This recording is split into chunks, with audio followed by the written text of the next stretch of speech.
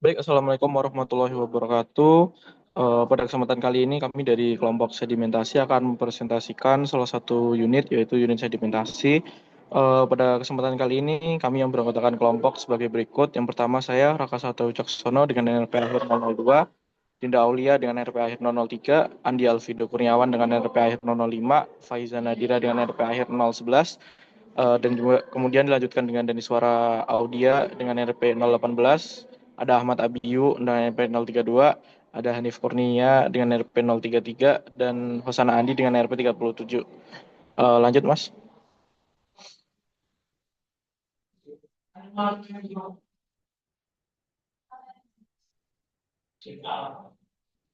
Baik, pertama-tama kita mulai dari pendahuluan.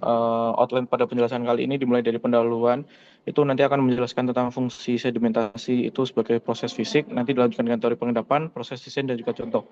Untuk bagian pendahuluan, seperti yang kita ketahui, unit sedimentasi ini merupakan salah satu unit pengolahan fisik untuk memisahkan padatan tersuspensi.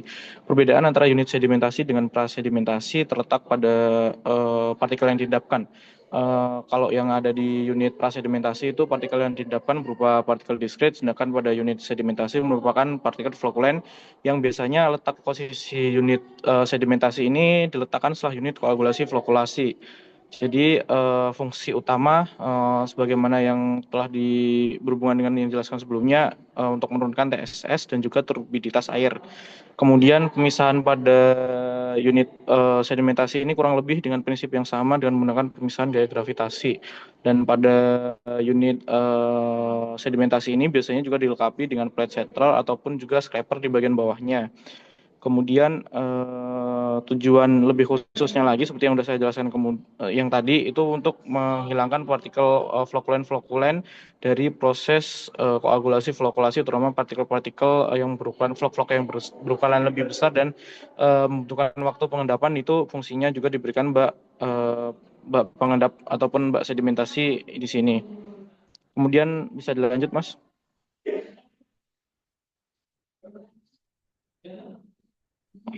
Oke, selanjutnya ada teori pengendapan. Nah, pengendapan sendiri adalah proses pemisahan padatan dari air dengan memanfaatkan gaya gravitasi.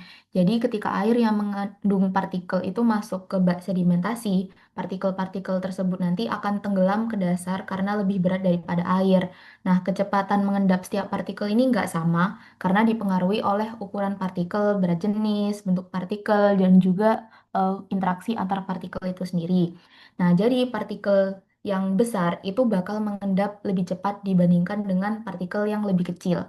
Dalam pengolahan air itu ada 4 tipe pengendapan, yaitu pengendapan diskrit, flokulen, hindered, dan juga kompresi yang nantinya akan dijelaskan pada slide selanjutnya.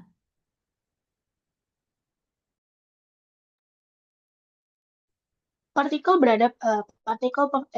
diskrit berada pada konsentrasi rendah sehingga dapat mengendap bebas secara individual tanpa membutuhkan adanya interaksi. Sehingga lintasan dan kecepatan pengendapannya hanya ditentukan oleh gaya lokal pada partikel, bukan oleh partikel lain.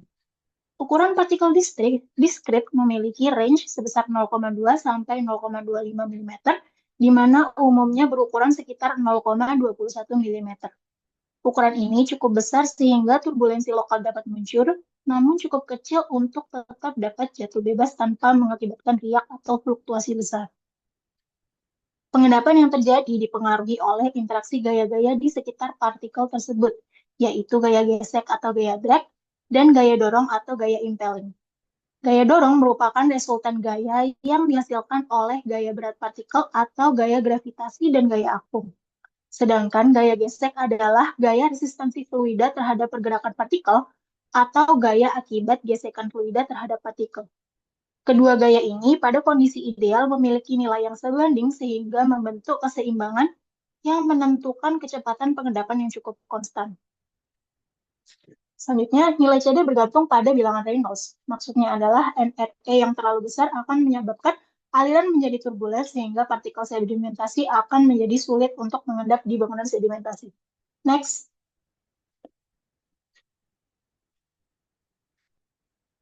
Kinerja pengendapan partikel diskrit bergantung pada perbandingan antara kecepatan pengendapan vertikal atau VI dan horizontal overflow rate atau VO. Jika kecepatan partikel lebih cepat dari overflow rate, maka setiap partikel pasti mencapai dasar sebelum keluar di outlet, sehingga partikel 100% akan tersisih. Partikel dengan kecepatan yang lebih tinggi akan selalu mengikuti lintasan yang membawa mereka ke dasar atau successful trajectory. Sehingga apabila VI lebih besar dari VO, maka akan mencapai dasar seluruhnya dan hanya turun sebagian sebelum terseret keluar, maka VI lebih kecil dari VO atau sebagian tersisih dan sebagian lolos. Maksudnya, partikel dengan kecepatan yang lebih rendah akan memiliki lintasan yang terpotong atau truncated trajectory, sehingga hanya sebagian tersisihkan. Persentase yang tersisih bergantung pada tinggi bak, waktu tinggal, dan perbandingan kecepatan VI dibanding VO. Penyisihan mengikuti grafik kurva pada gambar sebelah kiri, di mana sumbu X merupakan kecepatan partikel dan sumbu Y merupakan persentase penyisihan partikel.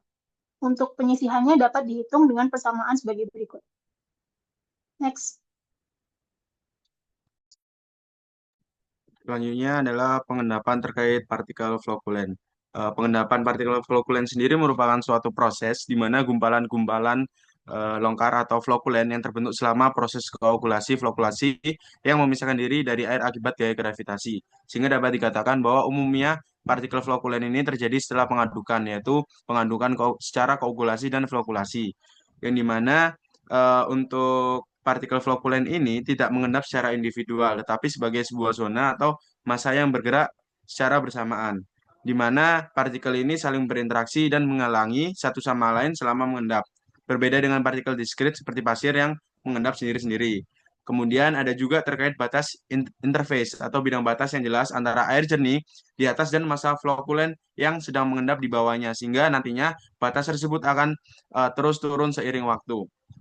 Sehingga di sini seperti yang ada pada PPT juga dijelaskan bahwa gerakan partikel ini saling memengaruhi sehingga tidak ada satu persamaan umum. Kemudian kecepatan pengendapan sendiri pada partikel flocculant ini tidak konstan atau tidak tetap, yang dimana ia bergantung pada beberapa hal seperti konsentrasi dan ukuran serta struktur flock. Adapun model yang dari partikel flocculant ini diperoleh melalui uji kolom seperti gambar di samping. Uji kolom tersebut dilakukan dengan mengukur kekeruan pada beberapa titik tinggi secara periodis.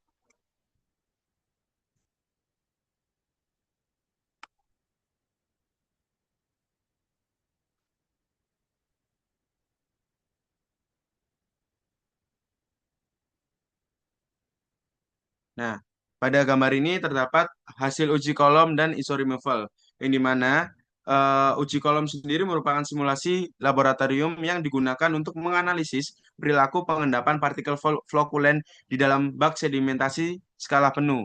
Uji ini dilakukan dengan menggunakan kolam sedimentasi vertikal yang umumnya secara vertikal yang menyuplai kondisi bak nyata. Tujuan dari uji kolom sedimentasi atau kolom tes ini untuk menentukan efisiensi pengendapan total yang diharapkan dari sebuah bak sedimentasi serta memperoleh data untuk merancang bak sedimentasi yang optimal, terutama luas permukaan atau surface area dan kedalaman. Data uji kolom ditabulasikan dan dikonversi menjadi persen penyisian. Adapun kemudian data yang didapatkan nantinya diplot menjadi garis iso removal. Garis iso removal sendiri menunjukkan kedalaman dan waktu untuk persen removal tertentu. Setelah itu nantinya perhitungan persen removal dapat menggunakan persamaan persen removal yang ada pada PPT ini, yang ada persen removal rumusnya. Next. Baik, selanjutnya yaitu pengendapan hindered dan pengendapan kompresi. Nah, kedua mekanisme pengendapan ini umumnya digunakan pada unit pengolahan lumpur seperti gravity thickener yang dapat dilihat pada gambar berikut. Nah, pada unit ini karena kondisi konsentrasi padatan yang tinggi, partikel-partikel tidak lagi bisa mengendap secara bebas atau free settling, melainkan bergerak sebagai satu massa. Inilah yang disebut dengan hindered settling yang merupakan karakteristik pengendapan tipe 3 yang terjadi di bagian atas dari kolam lumpur atau unit ini. Kemudian di bagian bawah terdapat zona kompresi atau tempat terjadinya pengendapan tipe 4, di mana konsentrasi padatan sudah sangat tinggi sehingga partikel membentuk massa yang lebih padat. Pada tahap ini pengendapan hanya dapat berlangsung melalui kompresi atau pemerasan air dari antara ruang partikel akibat beban dari lapisan lumpur yang ada di atasnya. Tahap kompresi ini sangat penting dalam desain slash thickener karena menentukan berapa lama lumpur harus ditahan untuk mencapai kadar total solids tertentu sebelum dapat dipompa ke unit pengolahan lanjutan seperti digester. Bisa di next.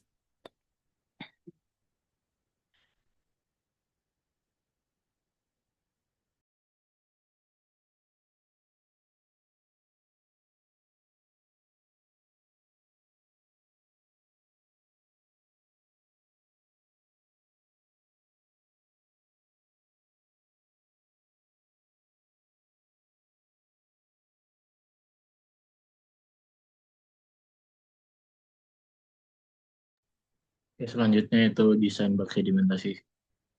Untuk menentukan desain bak sedimentasi ini dibutuhkan kriteria desain yang terdapat pada tabel di berikut ini. Yang berdasarkan dengan uh, pengolahan sedimentasinya yang berbentuk rektangular, yaitu dengan parameter desainnya yang utama yaitu ada overflow rate dan waktu detensi. Yang dimana overflow rate ini berguna untuk menentukan luas area bak dengan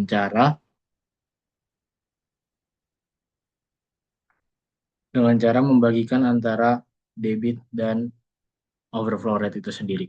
Kemudian yaitu waktu detensi dan OFR yang digunakan untuk menentukan kedalaman dengan cara menentukan volume terlebih dahulu dari waktu detensinya dengan mengalihkan waktu detensi dengan debit, yang mana nantinya dari volume tersebut akan dibagi dengan luas area bak untuk menentukan kedalamannya. Lalu untuk debitnya sendiri mengikuti dari debit rencana dalam unit pengadukan. Next. Lalu kemudian untuk desain zona inlet, desain zona inlet ini sendiri memerlukan saluran masuk dengan dimensi dan kecepatan yang terkontrol. Artinya zona inlet ini membutuhkan aliran yang laminar. Yang nantinya uh, untuk zona inlet ini sendiri harus mengurangi turbulensi agar proses sedimentasinya tidak terganggu. Untuk mengurangi turbulensi tersebut dapat menggunakan perforated bevel atau dengan melakukan pelebaran saluran secara bertahap. Next. Selanjutnya yaitu desain zona settling atau pengendapan. Nah, dalam proses desain zona settling, langkah pertama yang perlu dilakukan yaitu menentukan target percent removal yang diinginkan. Nilai ini biasanya didasarkan pada standar effluent atau kebutuhan untuk proses berikutnya. Setelah menentukan target removal, selanjutnya ditentukan overflow rate atau laju limpasan permukaan yang diperoleh dari hasil uji laboratorium seperti kolom tes. OFR ini menjadi parameter utama karena menentukan seberapa besar permukaan bak yang dibutuhkan agar partikel padatan bisa mengendap secara efektif.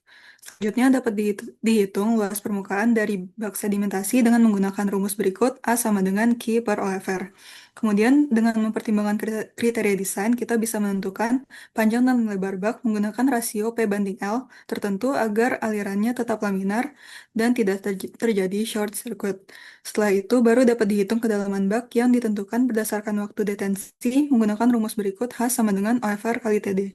Dalam desain unit sedimentasi ini juga perlu mempertimbangkan safety factor dan kebutuhan aksesoris seperti baffle, weir, atau scraper untuk memastikan unit bekerja secara optimal dalam kondisi nyata. Bisa di next. Baik, untuk desain zona outlet sendiri, eh, tujuan dari zona outlet itu kan mengeluarkan air jernih ya, air yang sudah diendapkan sebelumnya, sehingga eh, dalam mendesain zona outlet kita menginginkan atau menghendaki air yang keluar dari unit adalah air yang paling jernih, di mana hal ini didapatkan pada eh, air yang paling dekat dengan permukaan. Oleh sebab itu, umumnya dalam mendesain zona outlet kita akan menggunakan weir dan launder untuk memastikan mendapatkan air dengan kualitas yang terbaik. Perencanaan atau dalam proses desain weir ini harus dilakukan secara hati-hati karena seperti yang tadi sempat sudah disampaikan sebelumnya bahwa aliran dari sedimentasi, aliran dari air pada sedimentasi ini sangat mempengaruhi kemampuan pengendapannya.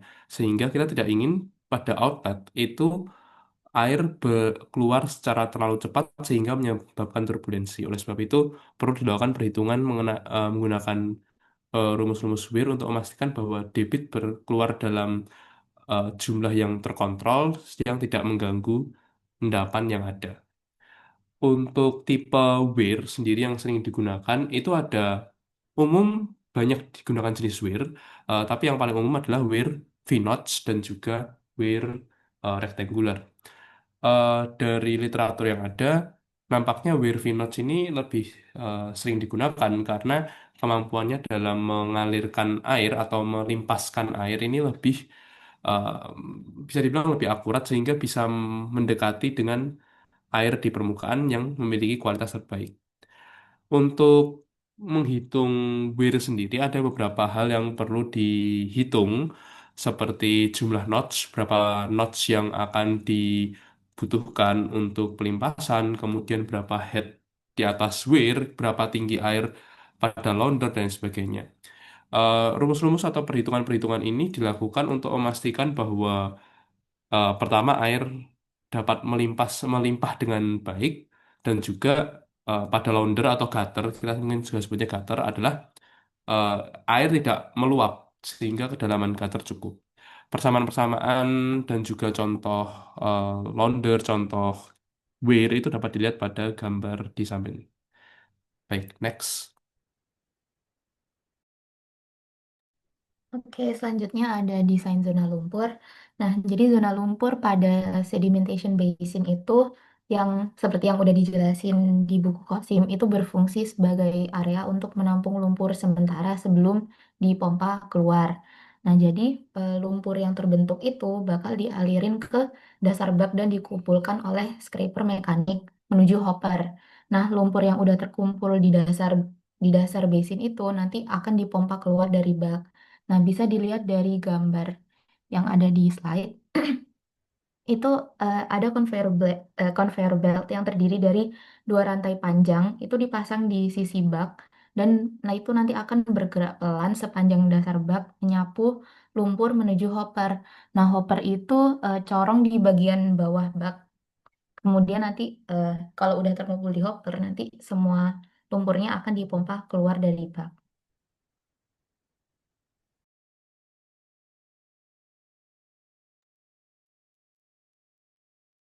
Oke, selanjutnya kita masuk ke dalam contoh proses desain. Nah, proses desain dapat dilakukan melalui 6 langkah. Yang pertama yaitu menentukan jenis unit pengolahan.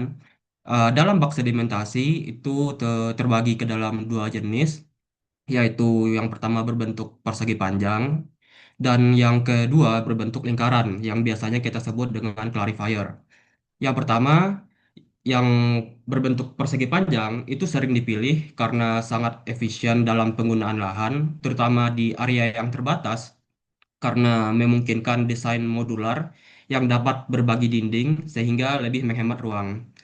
Nah, selanjutnya yaitu circular clarifier. Berbeda dengan desain slope pasif pada bak persegi panjang, bak jenis ini selalu mengandalkan efisiensi mekanis untuk pengumpulan lumpurnya. Bak ini menggunakan scraper yang berputar secara perlahan dan kontinu di dasar bak, mendorong endapan lumpur ke satu hopper pengumpul di bagian tengah. Dan desain ini sangat efektif karena aliran air yang biasanya bersifat radial atau upflow secara alami melambat saat bergerak ke area yang lebih luas, sehingga menciptakan kondisi ideal untuk pengendapan partikel. Nah, selanjutnya kita bakalan menentukan parameter desainnya atau kriteria desainnya. Nah, biasanya parameter ini merupakan angka acuan yang kita ambil dari literatur terpercaya seperti SNI atau buku-buku lainnya untuk memastikan unit kita itu berfungsi secara optimal. Nah, biasanya tuh parameter yang kita gunakan dalam merencanakan bak sedimentasi ini, yang pertama itu adalah overflow rate. Nah, ini yang nentuin seberapa luas permukaan bak kita. Nah, gampangnya OVR itu debit dibagi luas. Kita harus pastiin nilai OVR-nya cukup rendah biar vlognya keburu ngendap sebelum airnya keburu keluar. Selanjutnya yaitu ada detention time atau waktu tinggal. Ini soal berapa lama airnya diam di dalam bak. Biasanya 2 hingga 4 jam. Makin lama airnya di dalam, makin banyak vlog yang bisa mengendap. TD ini yang nentuin seberapa volume atau dalam suatu bak yang bakalan kita rencanakan. Nah, yang ketiga yaitu adalah kecepatan horizontal. Ini kecepatan air ngalir dari depan ke belakang. Kecepatannya tuh harus pelan. Patokannya di bawah 0,3 meter per second. Kalau kecepatan lumpur, kalau kecepatannya tuh melebihi batas minimal, lumpur yang udah mengendap, yang berada di dasar itu tuh bisa kedorong lagi. Lalu terakhir ada wear loading rate. Ini buat ngatur aliran di outlet bag, di pelimpahnya itu. Alirannya harus pelan dan merata pas keluar, biar nggak ada vlog-vlog yang ikut ke bawah. Nah, setelah kita nentuin parameter desainnya, kita buatlah sketsanya. Nah, sketsa itu dapat membantu kita dalam memahami hubungan antara parameternya. Dari sketsa yang kita buat, kita dapat mengetahui di mana area permukaannya, bagaimana airnya akan mengalir, dan lainnya. Yang keempat, tentukan rumus-rumus yang dipakai. Rumus adalah alat yang kita gunakan dengan tujuan memenuhi kebutuhan dari parameter air yang telah ditentukan dalam bentuk fisik atau dimensi perencanaan. Nah, selanjutnya kita akan lakukan perhitungan berdasarkan rumus-rumus yang telah kita tentukan sebelumnya. Setelah itu, kita akan buat gambar tekniknya. Gambar teknik yang kita buat akan menjadi acuan dalam perencanaan unit pengolahan nantinya. Nah, jika gambar kita salah, misal salah dimensi atau lainnya, maka bangunan kita akan gagal fungsinya.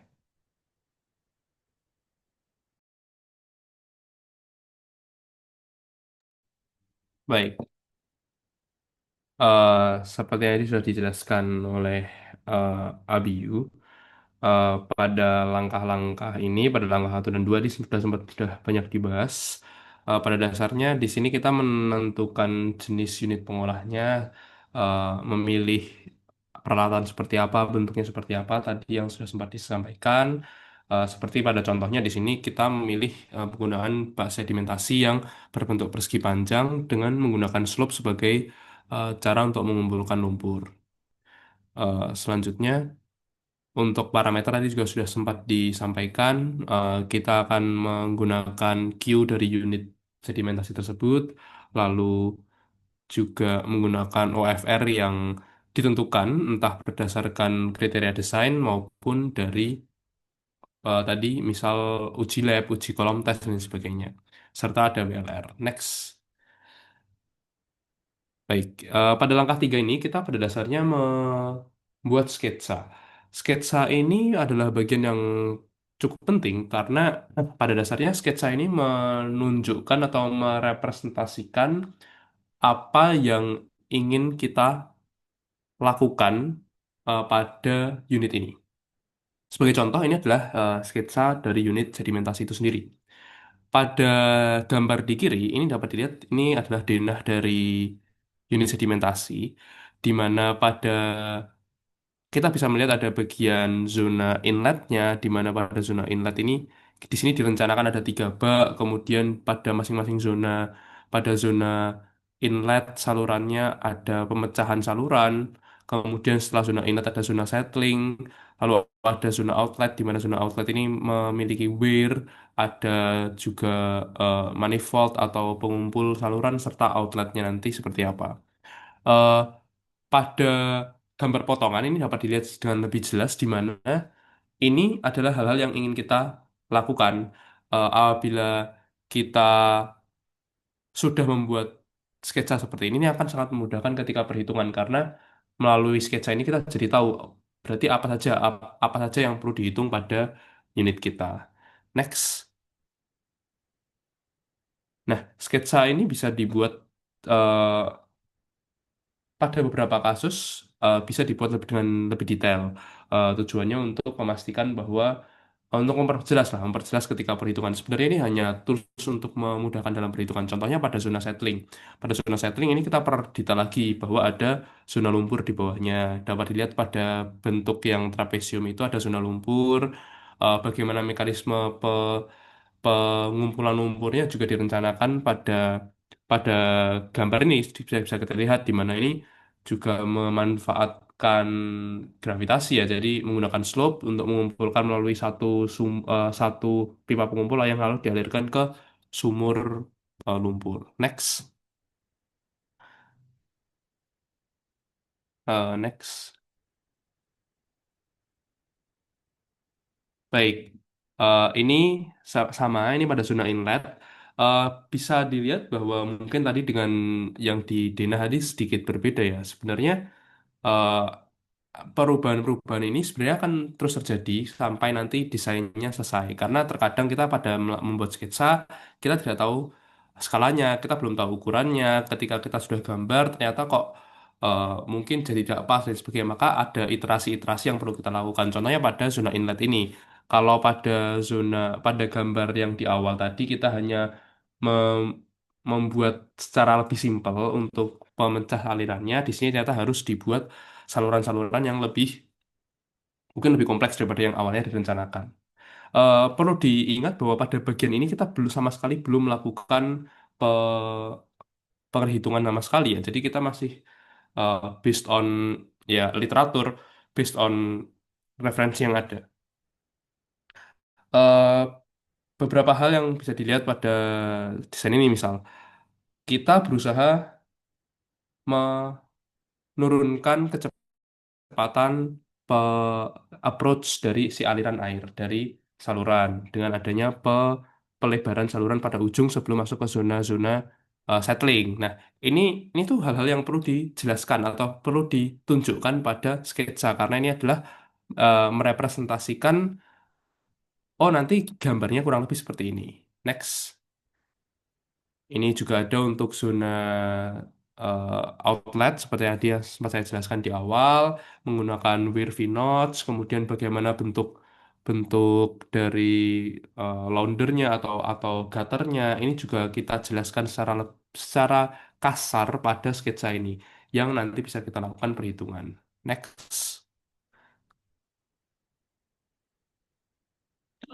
Baik, setelah untuk langkah keempat dan kelimanya itu setelah kita tahu apa saja sih kriteria desain yang kita pakai, langsung kita cari. Jadi kayak kita langsung cari oke berapa sih dimensi bak yang bakal kita pakai supaya kriteria desain dan target pengolahan kita itu langsung tercapai. Contohnya mungkin kalau kita udah tahu berapa tadi OFR-nya mau dipakai berapa, kita bisa ketahuan tuh berapa luas penambangnya. Berarti kan langsung ketemu tuh panjang kali lebarnya berapa.